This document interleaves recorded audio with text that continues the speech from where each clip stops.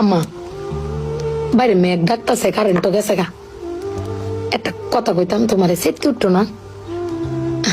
তোমার মানে কয়দিন ধরে না আমি একটা জিনিস ভাবতেছি, এবার ঈদে জিনিসটা আমার চোখ পড়ছে।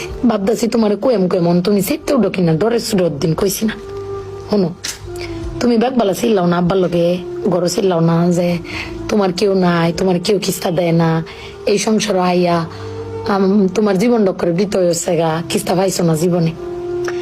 আমি একটা জিনিস আম্মা এবারই তো ভাবলাম, তুমি চিল্লাই হইলেও আব্বারে কইতারো, চিল্লাইতারো, আমরারে শুনাইতারো। আব্বারে কিন্তু এই জীবনে কোনোদিন শুনছি না চিল্লাই কইতে যে আমার কেউ নাই, আমি কিচ্ছুই পাইলাম না এই সংসার করিয়া।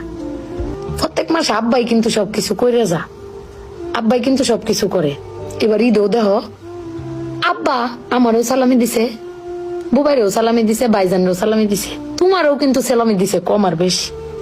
কিন্তু আব্বারে কিন্তু কেউ সালামি দিছে না, না তুমি দিছো, না আমি দিছি, না বুবাই, না ভাইজান, কেউ দিছি না। আব্বার কিন্তু এটা লই আক্ষেপও নাই। কিন্তু একবার ভাববে দেখছো, তুমি চিল্লাইতারো কইতারো, আমি চিল্লাইতারি কইতারি, বুবাই ভাইজান বে চিল্লাইতারি আব্বার উপরে, আব্বার তো চিল্লানির কোনো জায়গা নাই। আব্বা কিন্তু না পাইলেও কোনো সময় কয় না যে আমারে কেউ দিল না। আমি কিন্তু এই জিনিসটা আম্মা ভাবছি, তুমি ভাবছো কিনা জানি না। আব্বার কিন্তু কনের কোনো জায়গা পায় না।